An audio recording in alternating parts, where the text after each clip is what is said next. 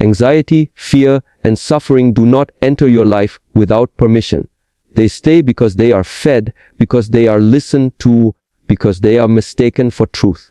Today, I want you to understand something deeply important. You are not broken for feeling anxious, you are not weak for feeling afraid, and you are not cursed because you suffer.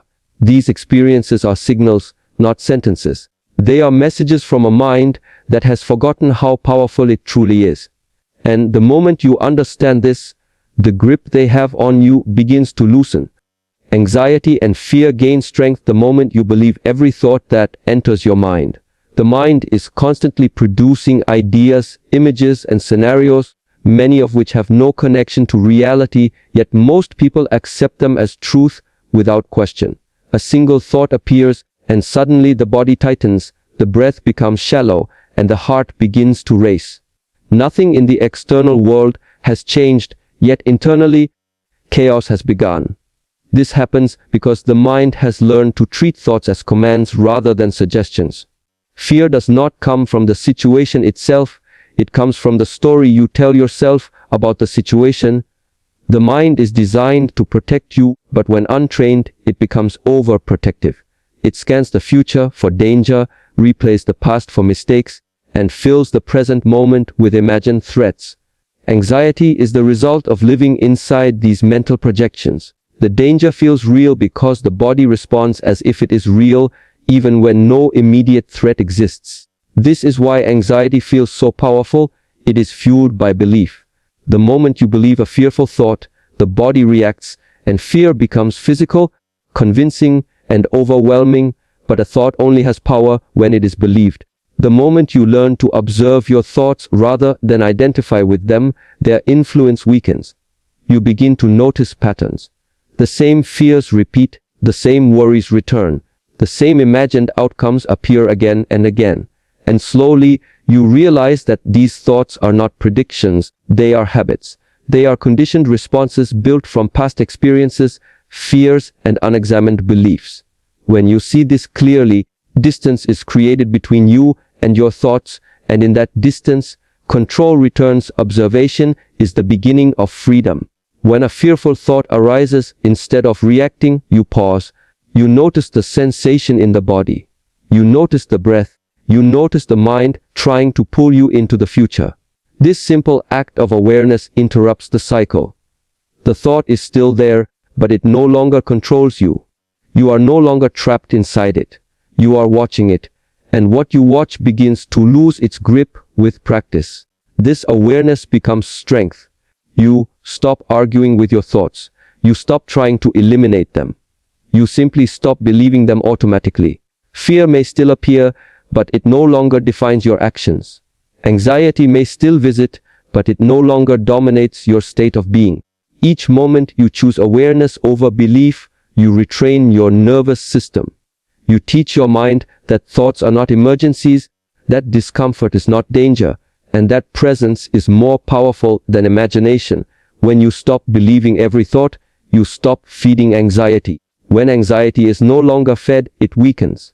And when fear is no longer obeyed, it loses its authority over your life. Suffering does not come from life itself, it comes from resisting life as it is.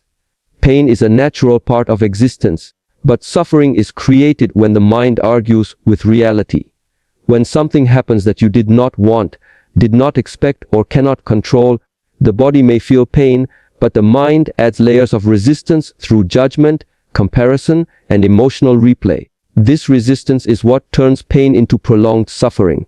The moment you say, "This should not be happening," the mind tightens, and inner conflict begins. Reality continues as it is, but the mind fights it, and that fight is what exhausts you. Most people believe that acceptance means weakness, surrender, or giving up, but acceptance is none of these things. Acceptance is clarity. It is the recognition that this moment already exists and cannot be undone by anger, denial, or fear. When you resist reality, you trap yourself in frustration. When you accept it, you regain your ability to respond wisely. Acceptance does not mean you like what is happening, it means you stop wasting energy fighting what cannot be changed in this moment. In that stillness, Strength begins to return. Suffering also grows from attachment to outcomes, identities, expectations, and the stories you tell yourself about how life should unfold. When you attach your peace to a specific result, you hand your inner stability over to circumstances beyond your control. When the result does not arrive, the mind collapses into disappointment, anxiety, or despair. The tighter the attachment, the deeper the suffering. But when you loosen your grip and allow life to move as it will, something shifts. You remain grounded even when things do not go your way, because your peace is no longer dependent on conditions. Resistance often shows itself in subtle ways. Replaying the past, wishing things were different, blaming yourself or others, or fearing what might happen next. All of these pull you away from the present moment where life is actually happening. The present moment is rarely as unbearable as the mind makes it seem. Suffering multiplies when the mind refuses to stay here. Acceptance brings you back. It anchors you in what is real rather than what is imagined. When you accept the present moment fully, without judgment, the nervous system begins to calm. The breath deepens. The body softens. The mind stops struggling. From this state, intelligent action becomes possible. You can still change what needs to be changed, but now you act from clarity instead of panic. You respond instead of react. You move forward without carrying unnecessary emotional weight. The paradox is this: the moment you stop resisting pain, pain loses its power to become suffering. When you allow emotions to rise and fall without labeling them as enemies, they pass more quickly. When you stop demanding that life be different, you free yourself from the inner war that keeps you trapped. Acceptance is not passive. It is the foundation of resilience, presence, and quiet strength that allows you to face reality as it is and move through it without being broken by it. Inner freedom is not something you discover by accident. It is something you train for deliberately, patiently, and consistently. Awareness is the foundation of this training. Without awareness, the mind operates on autopilot, reacting to every trigger, emotion, and external situation without pause. With awareness, a gap is created between stimulus and response, and in that gap lies choice. The moment you become aware of your breath, your posture, your thoughts, and your emotional state, you begin reclaiming control that was previously handed over to fear and habit. Discipline is what sustains awareness when life becomes uncomfortable.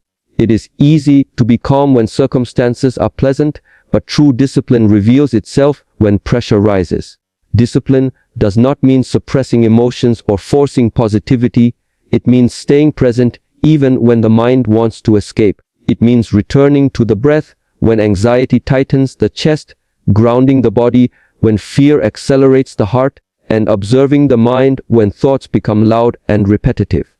Each time you do this, you strengthen the nervous system and teach the body that discomfort does not equal danger. Awareness combined with discipline transforms how you experience fear. Fear no longer signals panic, it becomes information. You feel it in the body, you notice it in the mind, but you do not allow it to dictate your actions. This is how inner freedom is built, not by eliminating fear, but by refusing to be controlled by it. With repetition, fear loses its urgency. It may still arise, but it no longer dominates your decisions or defines your identity. Training the mind requires consistency, not intensity. Small moments of awareness practiced daily are far more powerful than occasional attempts at control. A few conscious breaths, a moment of stillness, a deliberate pause before reacting. These are the disciplines that rewire the mind over time. Inner freedom is not achieved in a single breakthrough. It is cultivated through repetition. Every time you choose awareness over reaction, you strengthen your ability to remain calm under pressure and clear under uncertainty. As awareness deepens, you begin to recognize the impermanent nature of emotions. Anxiety rises and falls. Fear appears and dissolves. Suffering intensifies and fades. When you see this clearly, you stop identifying with these states. You understand that emotions are experiences, not identities. This realization creates space.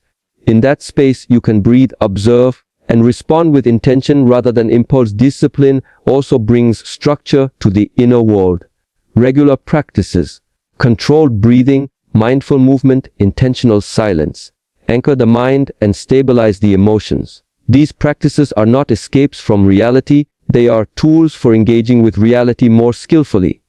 Over time, the mind becomes less reactive, the body becomes more regulated, and the sense of inner chaos begins to settle. Inner freedom is the result of repeated moments of presence. It is built every time you face discomfort without avoidance, every time you observe fear without obeying it, every time you return to awareness instead of being pulled into mental noise.